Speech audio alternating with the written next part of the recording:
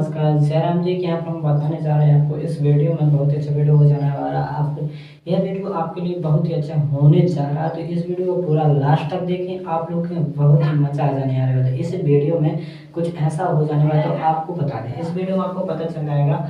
आपने देख सुना भी तो अगर महत्तम और लघुत्तम समवर्ती आपसे निकालते नहीं बनता, तो इस वीडियो में आपको लघुत्तम महत्तम समवर्ती के बारे में हम पूरा बताएंगे। एलसीएम या एचसीएफ निकालना सीखे या लासा या मासा, इसको कुछ भी बोल सकते हैं। देखो, इसको लघुत्तम समवर्ती भी बोला जाता है, महत्तम समवर्ती। महत्तम समवर्ती और लघुत्तम समवर्ती के पूरा समझिए टोटली हमने यहाँ पर दो ही लिख लिए। क्या होता है महत्तम, क्या लघुत्तम। एक साइड लघुत्तम महत्तम ले लिए, एक साइड लघुत्तम समवर्ती ले लिए, दो ही ले ले। दो ही एक दूसरे के बिल्कुल पूरक है, मतलब उल्टे समझ लो चाहे जैसे समझ लो, मतलब एक दूसरे को ऐसे आपने एक बनने लगा तो दूसरा आपसे पढ़ना लगेगा आपने यहाँ। ठीक है, तो हम यहाँ पर आपको बात करें महत्तम क्या होता है। महत्तम को अपन एससीए भी बोलते हैं, इसको मासा भी बोला जाता है। क्या मासा भी बोलते हैं अपन, मासा भी होने के लिए निम्न का मासा ज्ञात करो या एससीए कुछ भी हो जी आपके पूछे जाते हैं। 9वीं 10वीं तक तो है भी है, 6 में से लेके 7वीं 8वीं 9वीं सब में है जी, थोड़ी थोड़ी है, ज्यादा नहीं है। तो यहाँ पर देखो मास महत्तम समवर्ती क्या होता है। महत्तम समवर्ती को तो हाईएस्ट कॉमन फैक्टर या एचसीएफ भी बोलते हैं, इसे मासा भी बोला जाता है। इसकी परिभाषा देखो यहाँ पर क्या है, दो या दो से मतलब दो या दो से अधिक दी हुई संख्या, मतलब एक संख्या में तुम नहीं निकाल सकते, मतलब दो हो चाहिए, दो से अधिक संख्या हो चाहिए। दो या दो से अधिक संख्याओं के बीच में अपन मासा निकाल सके, यहाँ पर बात के लिए दो या दो से अधिक दी हुई संख्या के गुणनखंडों में से आपका दो संख्या दे दे, हम जैसे 8 ले लें एक संख्या, एक दूसरी संख्या हमने ले ली 16 नहीं 12 ले लें, दी हुई संख्या कितनी, दो या दो से अधिक दी हुई संख्या के गुणनखंड। दो एक संख्या क्या है, दूसरी संख्या, दो संख्या दो या दो से अधिक है, एक से तो अधिक ही है, दो है, लेकिन दो या दो से अधिक हो चाहिए। अब तीन भी ले सकते, लेकिन हम ई संख्या के गुणनखंड निकालो। 8 के गुणनखंड कितने होते हैं, 8 के गुणनखंड कितने होते हैं बताओ। 8 की गुणनखंड का 2 गुणे 2 गुणे 2 गुणे इतने निकाले यहाँ, 2 दूना 4 4 दूना 8 गुणनखंड निकाल लो। गुणनखंड कैसे करो, इसके लघुत्तम ले लो, दो लघुत्तम नहीं मतलब गुणनखंड करके इतना ऐसे करना पड़ता था ना। 2 को 2 2 चौको 8 और 2 दूना 4 और 2 एकम 2। लघुत्तम और महत्तम सीधी दो संख्या में निकाल दिया, दो संख्या के बीच सिंगल में नहीं निकाल दिया। सिंगल को सिंगल ऐसे निकाल देने को गुणनखंड बोलते हैं, गुणनखंड करते हैं। दो लघुत्तम और लघुत्तम देखो, दो या दो से अधिक दी हुई संख्या, दो संख्या में लघुत्तम निकाल दिया, दो संख्या में महत्तम निकाल, दो या दो से अधिक बहुत चाहिए। दो संख्या हो गए, 2 से 3 हो जाए, 4 हो जाए, इनके बीच लघुत्तम महत्तम चार जितने हो गए संख्या चार, इनके बीच में लघुत्तम महत्तम दो ही निकाले जाते। एक संख्या भी बीच काफी पर महत्तम नहीं निकाल सकते, उनके बीच क्या निकलता है, क्या निकलता है, गुणनखंड करते हैं। ठीक है, तो इनका देखो एक के बीच का 2 गुणा 2, दो इनका गुणनखंड कितने आएगा, 2 गुणा 2। और इनको ऐसे भी इनके गुणनखंड सामने गुणनखंड देखो तो कैसे हो जाएंगे, 2 कितने 2, और इनका बन जाएगा इसका 2 2 4 भी बन जाएगा, 2 दूना 4 और एक टुकड़ा हो जाएगा 4 दूना 8 और एक स्वयं एक हो जाता है। मतलब गुणनखंड ऐसे निकालो संख्या के, ये गुणनखंड की सब संख्या इसी के गुणनखंड देखो। अब ये बारी गुणनखंड निकाले, 2 का भाग इसमें दो, 2 का भाग इसमें चले जाएगा, 4 का भाग इसमें चले जाएगा, 4 के भाग, 8 का भाग इसमें चला जाएगा, चला जाएगा, 1 का भाग इसमें चला, जिनका भाग सवर्ण का चलो वो 8 में, तो जिनकी गुणनखंड नहीं कहा है, मतलब इस संख्या के टुकड़ा कहा जब तो इनमें भाग चले जा रहा है, डिवाइड हो जाए, कुछ भी हो जाए, इससे विभाजित हो जाए, इनके विभाजित ना होते, इनसे जी विभाजित ना हो गए, अगर दो इसे विभाजित ना हो तो मतलब इनको गुणनखंड न है। 4 भी को गुणनखंड, 2 भी इसको गुणनखंड, 8 भी को गुणनखंड, 1 भी को गुणनखंड। तो अब इनके लिए गुणनखंड निकाले, ऐसे गुणनखंड आपको 12 के निकाल लेना, 12 के निकाला 2 से दो और 2 से फिर 2 से फिर 3 से करने, तो आप कर लेना, हमने ऐसे बता दिया। अब इसके गुणनखंड कैसे हो जाए सभी, एक तो 2 हो जाए, एक 2 दूना 4 आ जाए, एक 6 आ जाए, और एक आपका कितना हो जाएगा 12, और एक आपका कितना हो जाएगा 3, और एक आपका स्वयं एक हो जाए। ये तो सब एक का भाग तो सब में चला, तो एक तो सब में ही रहेगा। तो इनके देखो गुणनखंड निकाले यार, 2 का भाग इसमें चला गया, 2 6 का 4 दिया 12, 6 दूना 12, 12 एक 12, 3 चौके 12, 3 एक 3, सबका भाग इसमें चला गया, मतलब इनके ये गुणनखंड आ गए। इनके गुणनखंड ये लिखे, इनके गुणनखंड नहीं लिखे। तो अब आपको 8 के गुणनखंड कितने हैं, 2 है, 4 है, 8 है, 1, और आपके 12 के कितने गुणनखंड थे, 2 थे, 4 थे, 6 थे, 12 थे, 3 है और 1 है। ठीक है। अब इसमें क्या लिखा था, दो या दो से अधिक दी हुई संख्या के गुणनखंड, दो या दो से अधिक दी हुई संख्या के गुणनखंडों में, जी गुणनखंडों में देखने अपना, गुणनखंडों में सबसे बड़ा सार गुणनखंड, सार मतलब ओहाइनिस्ट होता है, दोनों में कॉमन भाग है। जैसे दो इसमें है तो जी आपका सार गुणनखंड, लेकिन का सबसे बड़ा जो सब इसे तो छोट ही है, जो और बड़े हैं नहीं, लेकिन सार मतलब ओहाइनिस्ट भाग है दोनों में। अब इसमें तो 6 है, लेकिन इसमें कहाँ 6 है, लेकिन सबसे जो तो सबसे छोटो है, सबसे बड़ा 4 है, आपको दोनों में 4 मिल रहा है, इससे बड़ा तो कौन है नहीं है, 4 से तो बड़ा 4 कहाँ है, 2 तो है, लेकिन 2 कहाँ छोटा है 4 से। सब इनमें का देखो सबसे बड़ा सार गुणनखंड इन दी हुई संख्याओं का महत्तम समावर्तक कहलाता है। तो भाई जी आपका 4 क्या होगा, महत्तम समावर्तक। तो महत्तम मतलब एचसीएफ कितना आ गया, यहाँ पर 4 आ गया, एचसीएफ कितना निकल आया 4। तो एचसीएफ आप ऐसे भी निकाल सकते हो, ऐसे नहीं निकालना थी तो इनकी परिभाषा के अनुसार हमने आपको बता दिया, ठीक है। अगर एचसीएफ नहीं ऐसे नहीं निकालना जाता, ऐसे निकालने में बहुत ही दिक्कत होगी, बहुत गुणनखंड करने पर उनसे सारे गुण परिभाषा समझ ली। हमने आपको परिभाषा समझाने के लिए इस प्रकार से बताया था, ठीक है। इनकी छोटी घातें बड़े, सबसे बड़ी घातें कौन सी, सार गुण में सार और वाइनेस्ट। तो ये सार दोनों में सार मतलब दोनों में भाव चाहिए, और वाइनेस्ट 4 दोनों में सबसे बड़ा है, तो ये बड़ी घातें होंगी, ठीक है। तो जी आपका क्या होगा, एचसीएफ निकला है। अब आपको कैसे बताएं, हम दूसरा तरीका भी आपको बता रहे हैं, ठीक है। यहाँ पर देखें, आपको यहाँ से क्या करना है, आपको गुणनखंड कर लिए तो आपको मासा निकालना है, इनको मासा निकालने गुणनखंड कर लिए, ठीक है, मासा निकालना है। तो इनमें देख लेना जोन ऊपर नीचे ओवरनेस्ट मतलब जो मिल रहा ओवरनेस्ट और सब छोड़ देना, जोन ओवरनेस्ट मिल रहा है नीचे लिख लेना, एक दो मिला तो एक ऊपर को 2 मिला तो दो दूना कितना आ गया 4, जैसे ऐसे जब भी 4 आ रहा था हो गया, ठीक है। ऐसे मासा कितना निकल आया, मासा कितना निकल आया आपका 4, एक जी ऐसे भी आप मासा निकाल सकते हो, ठीक है।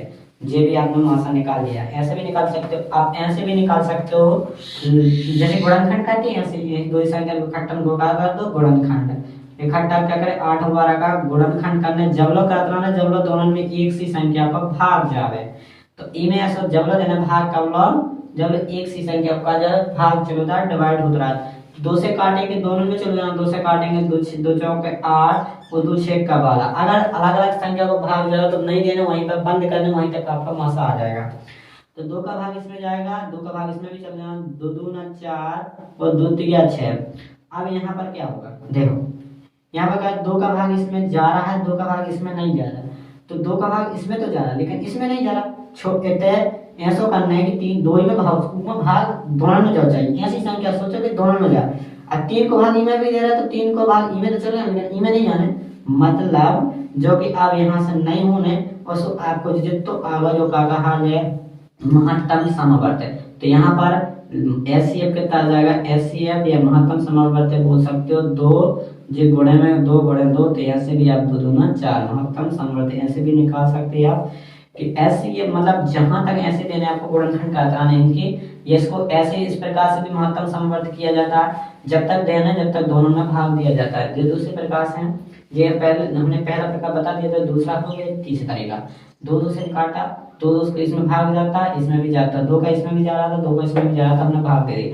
जब तक एक सी संख्या को अगर भाग चल जा रहा हो तो जितना नहीं जा रहा तो तक तक रुकना ने मासा आपको तक कहलाएगा। तो जब के 2 गुणे 2 यहाँ पर अब तो जात नहीं था कोने का अलग अलग थे, नहीं जा रहा था तो मासा कितना का 2 गुणे 2, तो 2 दूना 4, यहाँ भी एक से आना जी कोई फर्क नहीं पड़ता, ठीक है। मासा आपको समझ में आया।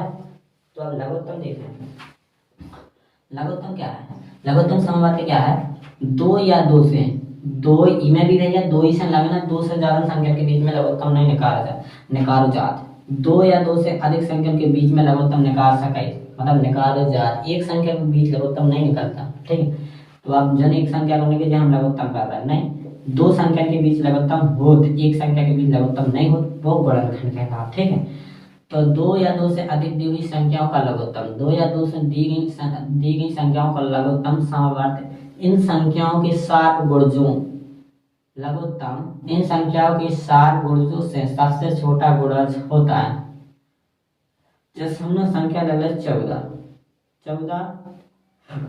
2 संख्या ले 14, एक ले हम कितने 14 ले लें, एक 8 ले लें, दी गई नहीं 14 ले लो, कुछ भी 4 ले लें, 4 और 8 ले लें, हमारा तो बड़ी बनी जाए दो संख्या ले ली हमने 4 और 8, दी गई संख्याओं का लघुत्तम समवर्त इन संख्याओं के सार्वगुणज, सार्वगुणज निकालो। 4 को सार्वगुणज का हुई है, सार्वगुणज कहाँ का निकालो, चलो जैसे 4 में 4 दूना 8 होता है, 4 तिया 12 होता है, 4 चौका 16 होता है। अब इसको सार्वगुणज पता करना है तो सार्वगुणज है, गुणज सार्वगुणज मतलब इसके 4 4 एक पहाड़ा लिख दो यहाँ तक, इसमें दोनों में y नेक्स्ट होगा सार्वगुणज हो।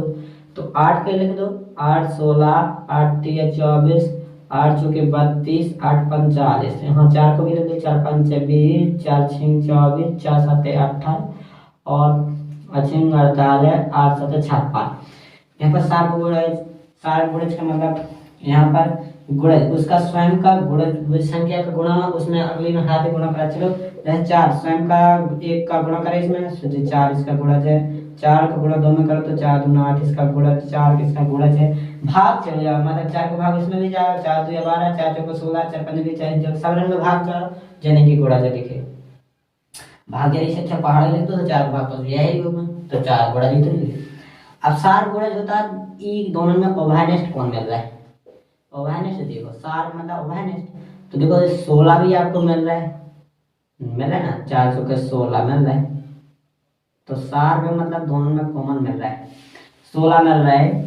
और ई में लिखो तो 2 या 2 से अधिक दी गई संख्याओं का लघुत्तम समवर्त इन संख्याओं के सार गुणजों में से सबसे छोटा गुणज होता है। तो सब जो 24 है इसमें मिला, देखो जो 24 इसमें तो 24 इसमें भी है। अब और पहाड़ पर तो 40 भी आ जाएगा, तो ठीक है। अब यहाँ पर और कुछ भी दिख रहा है ना, नहीं। अब इसमें आपको दिख रहा है, क्या दिख रहा है इसमें जी, आप भी 8 भी दिख रहा है, दिख रहा है ना। अभी 4 लेके इनको भी तो गिनेंगे तो ये क्या 8 भी तो इसका गुणज है ना, 8 तो खुद गुणज है, 4 भी इसका गुणज है, लेकिन 4 इसमें तो कहीं है नहीं है। तो देखो 8 मिल रहा है, 16 मिल रहा है, 24 मिल रहा है, इनसे सबसे छोटा गुणज कौन सा 8 है ना, दोनों में मिल रहा है, लेकिन सबसे छोटा का है 8 है। सबसे छोटा गुणज 4 और 8 का कितना है, 4 और 8 का कितना सबसे छोटा है 8 है, ये तो 8 का ही को लघुत्तम कहलाएगा, लघुत्तम 8 का आएगा, एलसीएम का है मतलब लघुत्तम कहलाएगा, ठीक है। लघुत्तम हो गया, ऐसे लघुत्तम को परिभाषित किया, लघुत्तम की परिभाषा समझ में आ गई। दो संख्या नहीं हो उनको सबसे छोटा गुणज का है, दो संख्या लघुत्तम समझ, इन संख्याओं के सार गुणज निकालना, गुणज निकालने, गुणा का मतलब उनका भाग उसी में चला जाए, तो 4 का भाग 4 में जाता, 4 एकम 4 चला जाता, तो इसी पहाड़ा से लिख दो, 4 को पहाड़ को बी का गुणज देते, सब का गुणज इनके 4 को गुणा करा जाओ, 1 का गुणा मतलब गुणज कर जाओ, 4 में 1 से लेकर 40 की संख्या में गुणा करा दो। जैसे 4 में हमने 1 को गुणा करो तो 1 गुणा जा 4 को, 4 में 2 को गुणा करो तो 4 गुणा 1 2 8 भी हो जाए, 4 को गुणा 3 को गुणा करो, ऐसे बढ़ते जाओ 4 ये बात, तो जी 12 का 4 का ही गुणज है, गुणज का मतलब 4 इसमें है, सम्मिलित है 12 में, 12 में 4 कैसे सम्मिलित है, 12 के गुणनखंड करो 4 और 3 निकलेंगे, तो 4 इसमें है तो मतलब 4 का गुणज है जी। कुछ भी कह दो 4 का भाग सीधा सीधा भाग चल जाए, बढ़ जाए हो ठीक है। तो यहाँ से आपको ऐसे भी लघुत्तम निकाला, जैसे इसको निकाला था ऐसे लघुत्तम बताएंगे, इससे ऐसा निकाल दे लघुत्तम, तो ऐसा भी हम बता रहे हैं आपका, ऐसे भी निकालो जाए, जैसे आपने अभी गुणनखंड करके निकाला था, 4 की गुणनखंड करो तो 2 गुणे 2 और 8 की गुणनखंड करो तो 2 गुणे 2 गुणे 2 गुणे, ठीक है। अब आपको क्या करना है, लघुत्तम निकालना, लघुत्तम समवर्त क्या करेंगे, लघुत्तम समवर्त, लघुत्तम निकालना है तो इनमें क्या करेंगे, ओवरनेस्ट लिख देना है, ये कॉमन मिल रहे एक एक दे लिख देना है, कितने एक एक दे, तो 2 गुणे 2 गुणे जो नहीं भी मिल रहा है इसे बाकी लिख देना है। एचसीएफ में क्या करो करते अपन कि एचसीएफ में लिखवाते जो ओवरनेस्ट बस है, ओवरनेस्ट बस लिख देते, लेकिन लघुत्तम समवर्त में करना जो ओवरनेस्ट है उन्हें एक एक दिन लिख देने, एक एक दिन जो ओवरनेस्ट नहीं मिल रहा है वो भी लिख लेना, गुणा कर देना, उसके एचसीएफ आ जाएगा, 2 दूना 4 4 दूना 8, एचसीएफ ने सॉरी लघुत्तम करना था हमको, कितना का लघुत्तम 2 दूना 4 4 दूना 8, आपको लघुत्तम ऐसा भी निकल आता है, 4 दूना ऐसा भी निकल आता है, ऐसे करेंगे तो लघुत्तम ही निकलेगा, ऐसा करेंगे तो आपको रुकना है 4। इसमें तो आपको लघुत्तम में क्या करना पड़ता है, लघुत्तम में भाग देते रहो, जब तक भाग जाता देते पूरी से पूरे काट दे रहे हैं, रोकना नहीं है, 4 जन भाग जाए, एक में जाए चाहे ना जाए आपको भाग देना है, 2 दूना 4 2 चौको 8, 2 एकम 2 2 दूना 4, ठीक है। और इसमें जाएगा, अब इसमें 2 का तो जाता नहीं है, इसमें 2 का जाता तो अपन दे देंगे, 2 एकम 2 2 एक नहीं करना है, इसमें तो वैसे ही करने आपको जैसा करना पड़ता है, लघुत्तम गुणनखंड कहते जैसे आपको नहीं भाग जाता तो उसको जितने का भाग जो उतने को दे देते, तो जो भाई 2 का जाता तो इसमें 2 का दे दिए, इसमें 1 का जाता तो 1 का दे दिए, उसमें कुछ करना पड़ता, ये जगह तय बना रहा है तो इसमें दे दिए हम लोग। और तो लघुत्तम कितना है, जितनी जी आपकी ना है अभी स्टार्ट कीजिए, पूरी लघुत्तम है। एलसीएम कितना आ जाए, 2 गुणे 2 गुणे 2 गुणे 3 दे।